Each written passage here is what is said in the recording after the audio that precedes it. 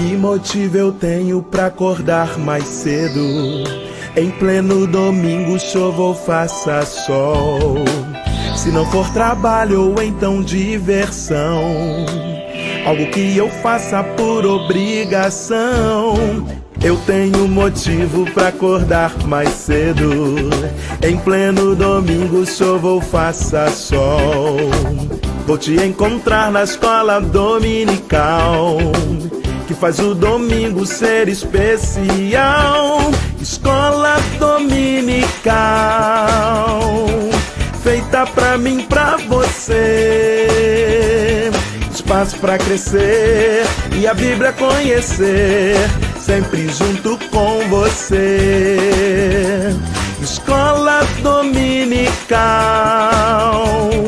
feita pra mim, pra você. Espaço pra crescer e a Bíblia conhecer, sempre junto com você. Que motivo eu tenho pra acordar mais cedo? Em pleno domingo, chova ou faça sol. Se não for trabalho ou então diversão, algo que eu faça por obrigação. Eu tenho motivo pra acordar mais cedo.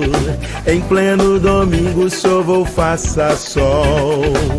Vou te encontrar na escola dominical, que faz o domingo ser especial. Escola dominical, feita pra mim, pra você.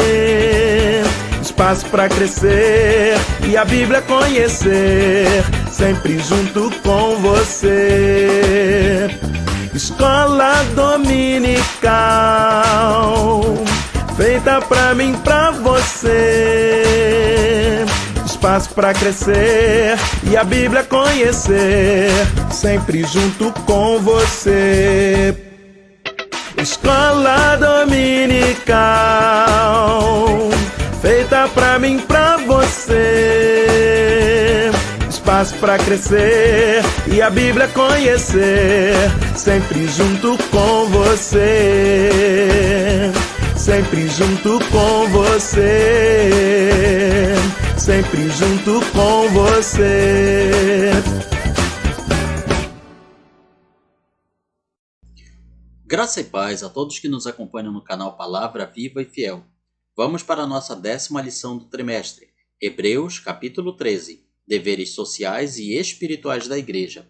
Texto áureo: Lembrai-vos dos vossos guias, ou pastores, os quais vos pregaram a palavra de Deus, e considerando atentamente o fim da sua vida, imitai a fé que tiveram.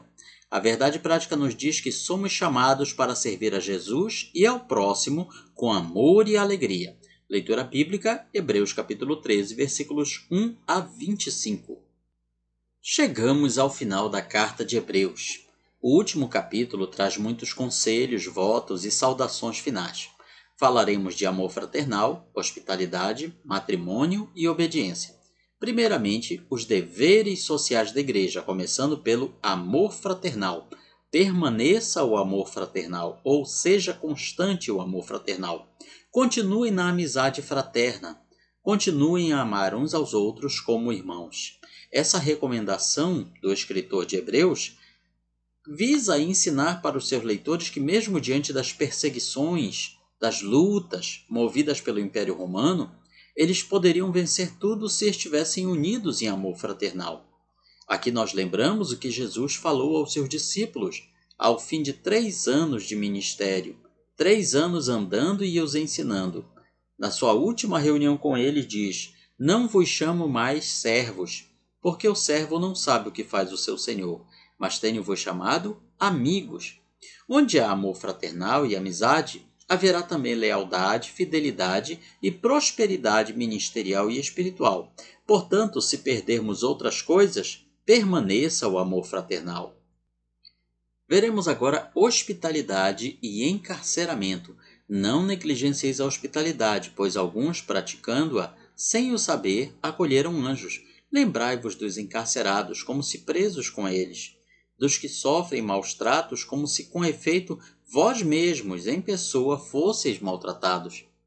Com isso, aprendemos que o escritor aos Hebreus aconselha seus leitores a estenderem o amor para todas as pessoas, ao estranho, ao viajante, ao prisioneiro, ao sofredor.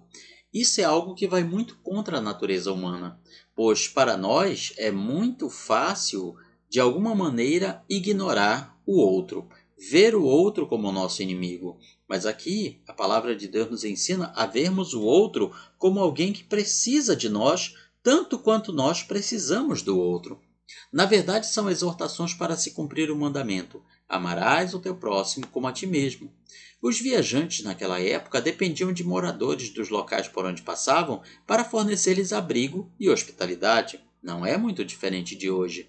O escritor os exorta a se importarem com seus semelhantes que necessitavam temporariamente de um teto, e aqui ele menciona patriarcas do povo hebreu como Abraão, Ló, Gideão, os pais de Sansão, que, por causa da hospitalidade, acolheram seres celestiais, acolheram anjos.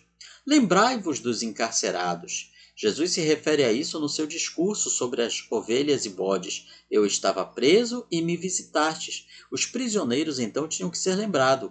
Caso contrário, passariam fome, sede, frio e solidão, assim como nos dias de hoje. Então, mostrar a essas pessoas que estão privadas da sua liberdade, mesmo que seja pessoas que estão ali na cadeia pagando por seus crimes, mas mesmo assim são pessoas dignas do amor de Cristo, pessoas a quem temos que mostrar o amor de Cristo, ministrando as necessidades deles. Ele fala ainda para se lembrar das pessoas que são maltratadas. Maus tratos se referem ao sofrimento físico, como se vocês mesmos estivessem sendo maltratados. Quem são as pessoas maltratadas? Existem das mais diversas categorias e classes. Pessoas que são marginalizadas, são tratadas como lixo por este mundo, são de alguma maneira esquecidas pela sociedade. Então o escritor aos Hebreus vem nos lembrando que essas pessoas têm que ser alvo da nossa atenção, nos colocar no lugar delas, para que saibamos os seus sofrimentos. No terceiro item do primeiro tópico, nós vemos a questão da honra ao matrimônio. Digno de honra entre todos seja o matrimônio, o leito sem mácula, sem mancha, porque Deus julgará os impuros e os adúlteros. Veja que, assim como há 2000 anos atrás, o mundo que vivemos é um mundo saturado com sexo, com erotismo. A moral sexual, conjugal, matrimonial, na época do Império Romano, era uma das mais baixas possíveis. A poligamia, a homoafetividade, as perversões sexuais eram algo comum na sociedade pagã romana. Não é muito diferente de hoje.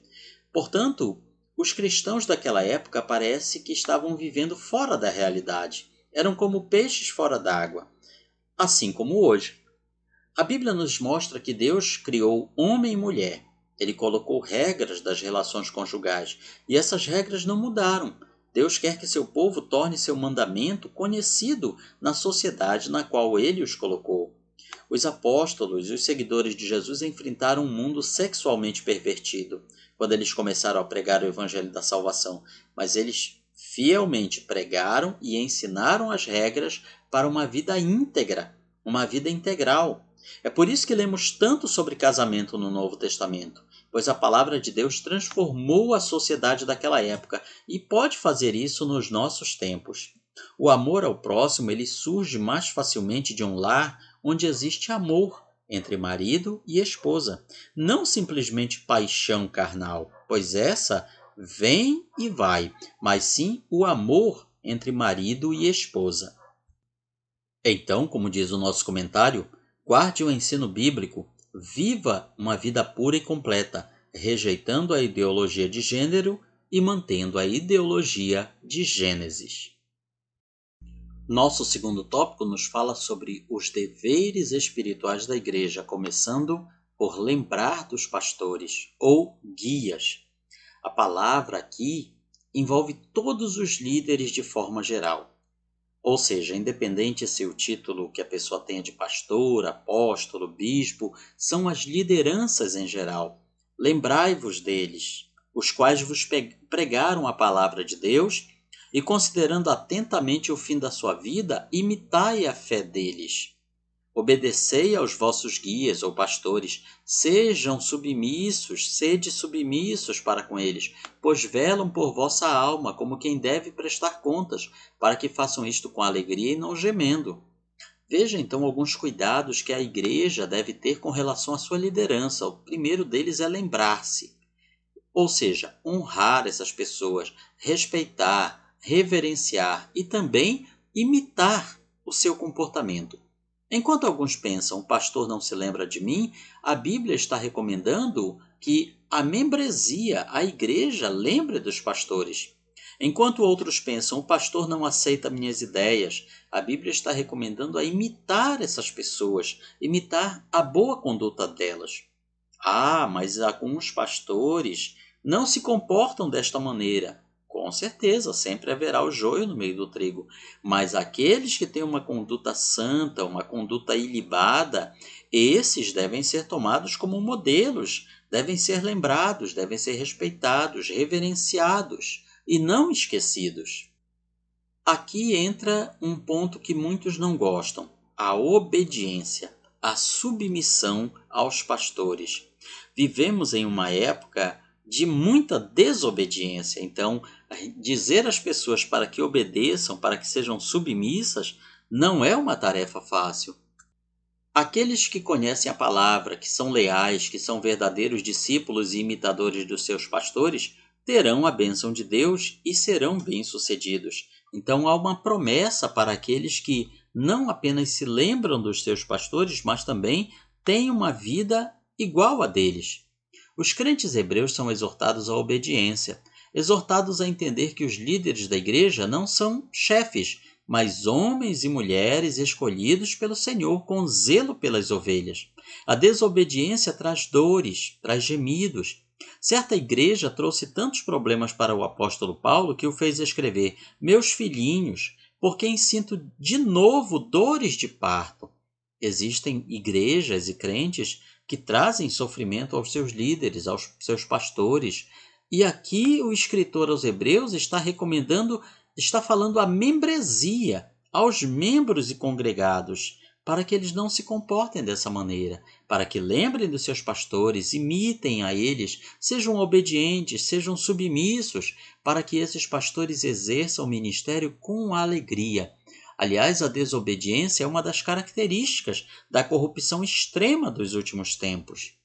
Também ele ordena que oremos pelos pastores. Orai por nós. Veja que ele se inclui nessa liderança que precisava da lembrança e do cuidado da membresia. Orai por nós, pois estamos persuadidos de termos boa consciência, ou seja, nós temos a nossa consciência limpa, temos certeza que fizemos tudo corretamente, desejando em todas as coisas viver condignamente. Isso porque o inimigo das nossas almas conhece todas as estratégias de guerra. Ele sabe que se ferir o pastor, as ovelhas serão dispersas. É por isso que o inimigo das nossas almas, ele peleja tanto para que líderes, pastores em geral, sejam de alguma maneira motivo de escândalo, pois ele sabe que fazendo isso, muitas pessoas se espalharão. Os líderes eclesiásticos sofrem ataques constantes, são vítimas de calúnia, desprezo e difamação. E às vezes precisam de um amigo para desabafar. Talvez uma das categorias mais solitárias de pessoas que existe sejam os pastores, pois são procurados por muitas pessoas para desabafar seus problemas, mas muitas vezes eles próprios não têm um amigo para desabafar. Pastores precisam de intercessores fiéis para ajudá-los na difícil tarefa de cuidar da noiva do Cordeiro. Veja, por exemplo, o apóstolo Paulo. Ele tinha um amigo de nome Onesíforo, que o visitava mesmo quando estava preso e muitas vezes lhe trouxe alegria.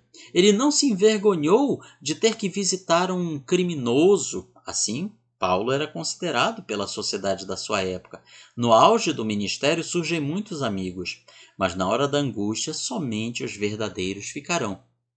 Na nossa cultura eclesiástica foi inserido que os pastores devem orar por todos, mas a Bíblia nos ensina a orar uns pelos outros e o escritor de Hebreus exorta a orarmos pelos nossos pastores. A igreja será o espelho do seu líder. Se o pastor estiver bem, a igreja estará bem. Oremos, portanto, pelos nossos pastores. No terceiro e último tópico, lemos que Jesus Cristo é o mesmo, ontem, hoje e para sempre. A carta aos Hebreus começa exaltando o Filho de Deus e termina da mesma forma, exaltando o Filho. No início, vemos Jesus apresentado como superior aos anjos, a Moisés, a Arão. Vemos Jesus apresentado como o sumo sacerdote perfeito, o autor e consumador da fé. E agora, a carta aos Hebreus termina destacando a divindade e eternidade de Jesus. Neste mundo de mudanças tão rápidas, nada parece confiável e permanente. As notícias de hoje já são ultrapassadas amanhã. Os líderes vêm e vão. As ideologias, os posicionamentos sociais, políticos, jurídicos, eles mudam às vezes no mesmo dia. Mas existe algo que não muda, que nós podemos confiar. Jesus Cristo. Tem-se pregado mais sermões sobre esse texto do que sobre qualquer outro de Hebreus. Observe também a sequência do tempo, passado, presente e futuro. O passado se relaciona à obra mediadora de Jesus na terra. Ele nasceu de uma mulher, viveu entre nós por 3 décadas e deu a sua vida. Essa obra foi proclamada e confirmada aos líderes por aqueles que o ouviram. Hoje se refere à obra intercessória que Jesus realiza no céu, à direita do Pai, onde ele nos representa na presença de Deus. E as palavras para sempre, ou seja, no futuro, pertencem ao sacerdócio de Cristo. Ele é sacerdote para sempre. Ele também é apresentado como o grande pastor das ovelhas. Ora, o Deus da paz, que tornou a trazer dentre os mortos a Jesus nosso Senhor, o grande pastor das ovelhas, pelo sangue da eterna aliança. Veja que naquele momento a igreja estava passando por uma terrível perseguição. Um momento em que o escritor da carta aos Hebreus disse que tinha-se que resistir até o fim, até mesmo dando a vida se fosse preciso diante das perseguições. Mas ele destaca que Jesus, mesmo sendo Filho de Deus, governando os céus e terra, mesmo tendo as chaves da morte e do inferno, mesmo com tudo isso, ele tem tempo para nos apacentar, para cuidar de nós. Ele é o nosso pastor e promete estar conosco todos os dias até a consumação dos séculos. É um tempo que vivemos em que se supervalorizam os títulos eclesiásticos, onde muitos se acham donos da igreja, mas é bom lembrar que grande é somente Jesus. A igreja é dele.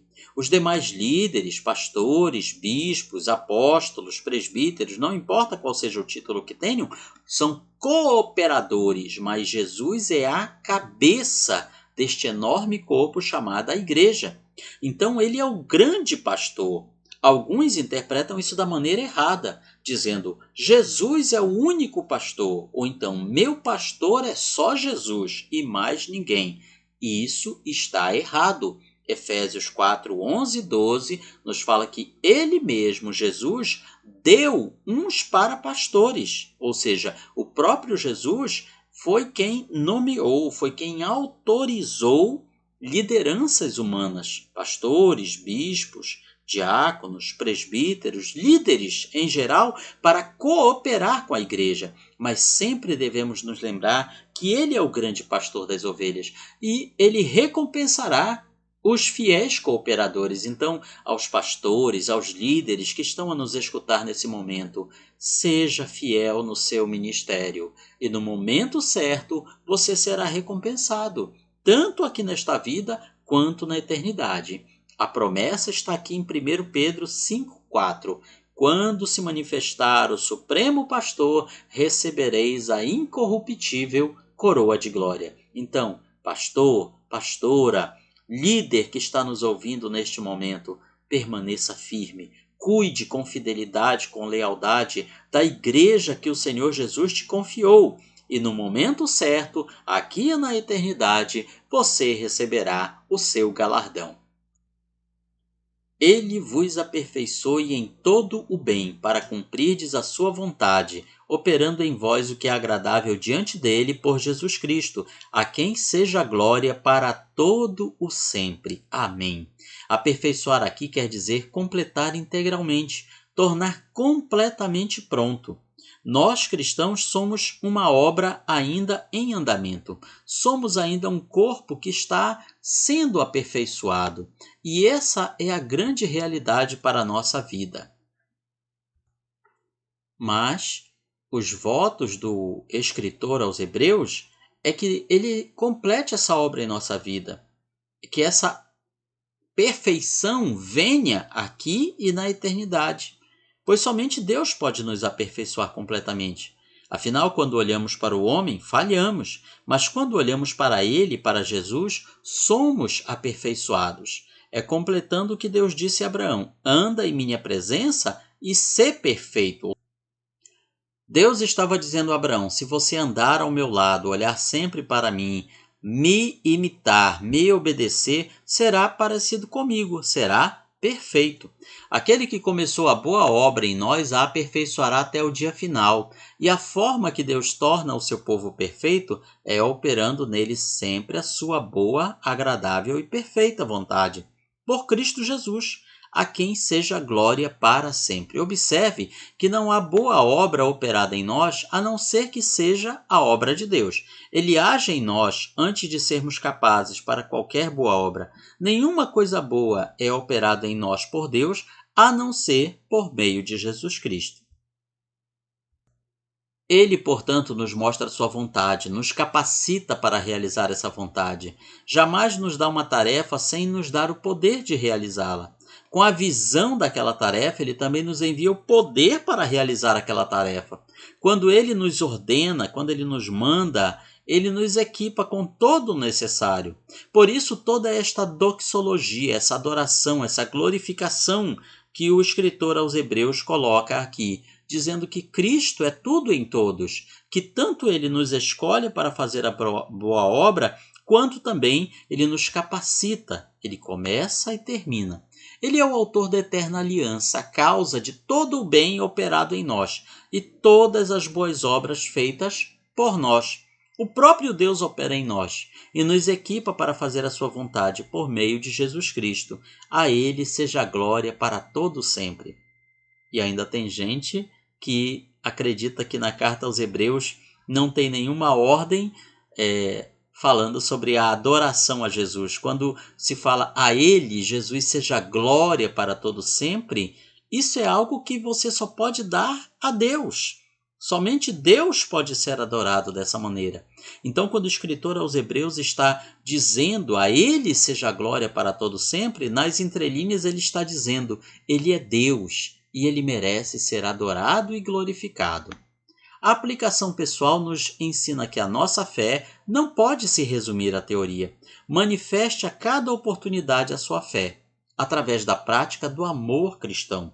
Deus nos dá oportunidades de manifestarmos a nossa fé, mas nós precisamos perceber essas oportunidades e não deixar passar aquele momento, seja através de um gesto, de uma palavra, de um agir, de alguma maneira. Deus nos dá a oportunidade de colocarmos a nossa fé em prática. Este, portanto, é um breve resumo da nossa lição e na sua escola bíblica dominical você vai aprender muito mais. Deus os abençoe.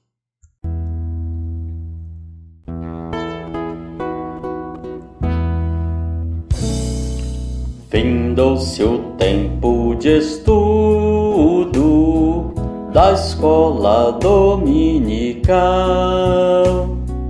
Boa lição aprendemos do nosso Pai Celestial. Despede-nos, Jesus Cristo, em tua paz e amor, e nos concede para sempre o teu celeste favor. Aos visitantes e amigos agradecemos também, Que a paz de Deus reine em todos, e até domingo que vem. E até domingo que vem. E até domingo que vem.